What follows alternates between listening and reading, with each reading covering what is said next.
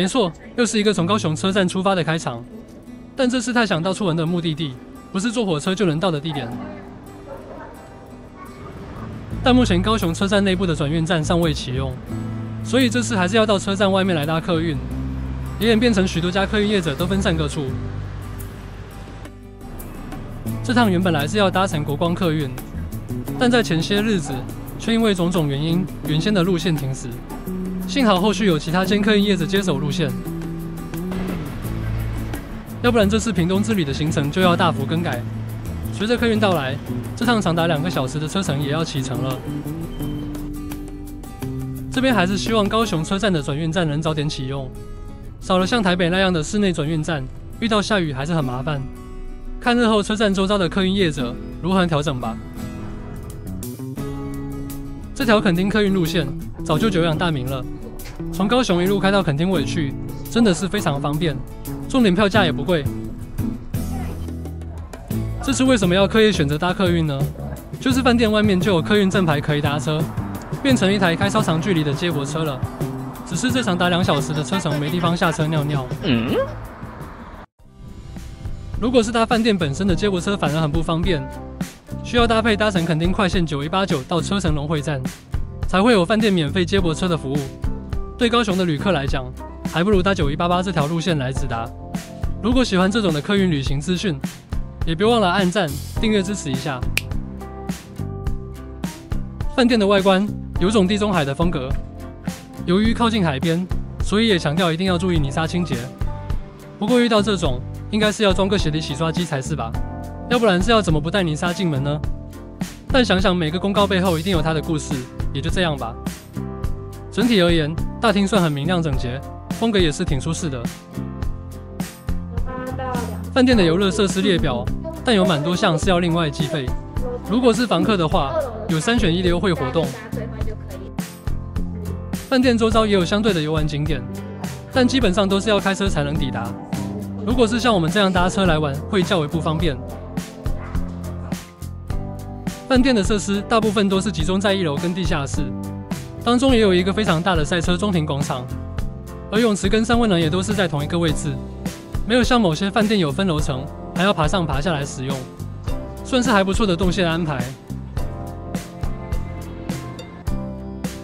這個遊樂設施，我個人是推薦必來體驗，但要看時間點來玩，接近中午時沒有遮蔽處，是真的熱。雖然是電動小賽車，但帶來的甩尾感也是挺刺激的。如果是小孩的部分，場邊也有提供遙控式賽車。至於3樓的健身房，就是單純提供一個場所而已，整個健身設備都是蠻陽春的。這邊就簡單介紹，快速帶過了。那陣天氣很好，就先來海邊逛逛吧。飯店一走出大門，就可以看到2大景點：看海美術館跟海口公園。也是每年落山風藝術季的展場之一。由於現在不是展期，所以遊客少了很多，整個沙灘都是看起來未經整理的感覺，跟湛藍的天空顯得截然不同的對比。相比而言，就沒有那種墾丁的金黃色沙灘的感覺。雖然比起我們認知的墾丁還有近20公里的距離啦。不知在各位觀眾心中，會直接把屏東跟墾丁畫上等號嗎？也歡迎在底下留言區分享。旁邊的街道有許許多多的小彩蛋，而且到處都是小貓貓的裝置藝術。如果對貓貓有興趣的觀眾，也可以來收集。那我們這次選擇的方案是1博1早餐1下午茶。這邊一定要跟各位觀眾強調一下，這附近是真的沒有什麼餐廳跟早餐店，方圓500公尺內就只有一間廟口小吃而已。如果是要在飯店附近打發用餐的話，選擇性真的是非常的低。有來玩的時候，一定要把這個情況納入考量。下午茶的餐廳是在2樓這裡，種類還蠻豐富的，當正餐勉強也可以。這裡的採光非常好，窗外的景色更是一絕。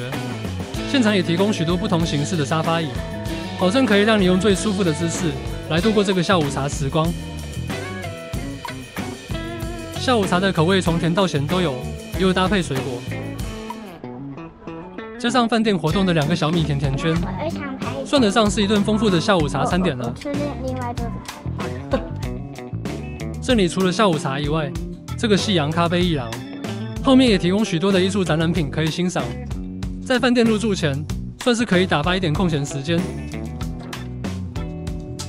那也到了入住的時間了，那就簡短的開箱一下房型吧。這次住的是一大床，但有一個靠近陽台的大臥榻。房型不算大，也沒有用餐桌，有點小麻煩。不過窗景也還可以，至少是有面到海的。房間的擺飾算中規中矩而已，相對應的點心就沒有了，只有礦泉水。雖然浴室是有浴缸，但這種格式的我是不太滿意，這種的只能坐着泡澡而已。那浴室不能滿足，那就到戶外的泳池來玩個水吧。這邊是以 SPA 池跟玩水設備做結合，雖然場地不大，但也足夠滿足一般需求。戶外的設備都是常溫水，夏天玩還可以，冬天就不太適合。這種遠古時代的石頭溜滑梯，還真的是一大挑戰。想當年玩這種的溜滑梯，褲子下面都會被磨破。小孩玩還可以，我這個大人玩起來很怕會。那如果玩水膩了，也能直接到三溫暖來泡個澡。不過不知道是不是當天設定不佳，水溫太低，泡起來不夠舒適。晚上在廟口小吃，簡單解決晚餐後，就是準備在地下室的兒童世界玩一個晚上。原本預計有飯店夜間海灘探險的活動，也因天氣不佳而取消。飯店地下室還蠻大的，基本上分3區，水彈場跟電玩區還有兒童遊戲區。其中水彈場是要另外計費，所以有點乏人問津，而且感覺就是要很多人才會好玩。電玩區不是一般的像電視有樂器一樣，也是以投幣式的為主，那也就這樣吧。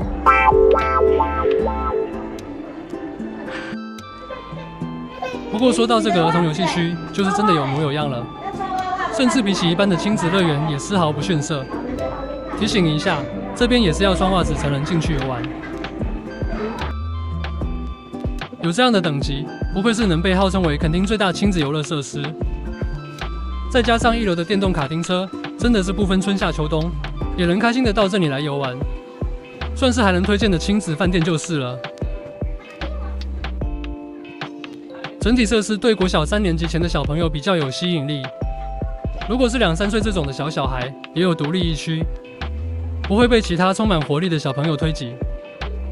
雖然是在地下室，通風也還可以，場地中間還有天井的自然採光，整體的遊玩環境是很不錯的。如果硬要說缺點的話，就是家長休息區很小。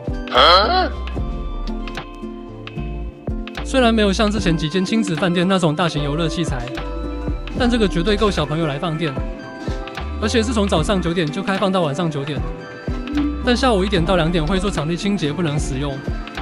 這邊來遊玩時也是要稍微注意一下時間。那也很可惜，因為天候不佳，晚上的行程取消了。晚上飯店這邊真的沒什麼地方可以逛，所以也只能早點睡來度過了。那經過一夜好眠後，就是準備早餐自助罷了。這邊是來1樓的海域餐廳來用餐，用餐時間為早上7點到中午10點而已。如果是星期日，可以延到12點左右，給各位觀眾參考看看。早餐吧的部分也有對外開放，收費其實也還好，不算貴。但早餐這時段要吸引非住宿客也難，如果有開放到下午1點才有吸引力吧。如果以這裡的地理位置來講，算是蠻尷尬的，算是個中繼點而已。通常來玩的人都是路過看海美術館後去墾丁，經過這裡的時間點也不是用餐時間，也不可能一早就餓肚子一路開過來，所以飯店業者肯用這種自助吧的模式當早餐，我個人覺得也蠻有心的了。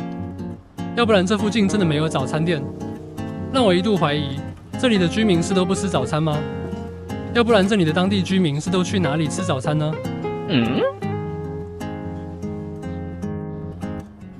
菜色算還不錯，如果以一個人大人400元左右，這樣的餐點對我來說已經算是有到及格線了，而且也不用分梯次，想吃多久就吃多久。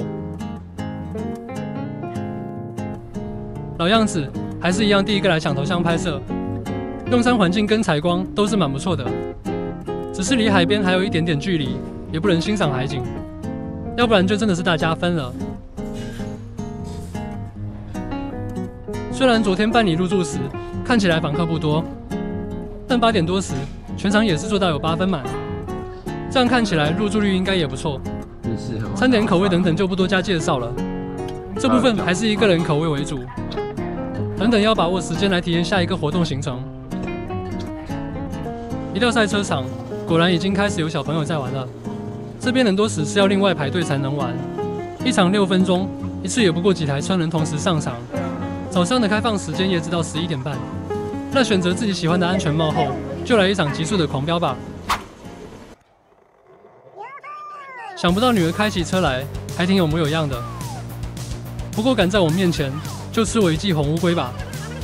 雖然表定是6分鐘而已，但認真跑可以繞個6、7圈。如果人沒有那麼多，跟女兒慢慢開也不錯。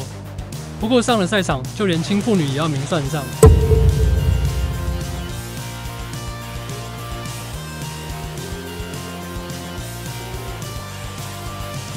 居然被後面的小朋友超車了，還是個漂亮的甩尾。看來體重還是拖累了速度。那飯店的行程也全部結束了。回高雄之前，就先來去看海美術館走走吧。坐落於海港中的看海美術館，每次的展覽都大為不同。還記得上次龐生碩的展覽時，這邊搭配市集非常的熱鬧，而這次的主題是甜點展覽。這裡為到墾丁貨車城的中繼點，也是許多大型遊覽車一日遊的景點之一。有時候還會多到連停車位都沒有，也算是一個有潛力一點的小型展覽館吧。不過這邊的缺點也是顯而易見，館內本身不提供餐點，除非有活動有餐車進駐，要不然這些甜點也只能乾瞪眼，吃都不能吃。整個展覽看完就更餓了。這邊也來講講這次的住宿感想。作為一個親子飯店來，真的是很棒。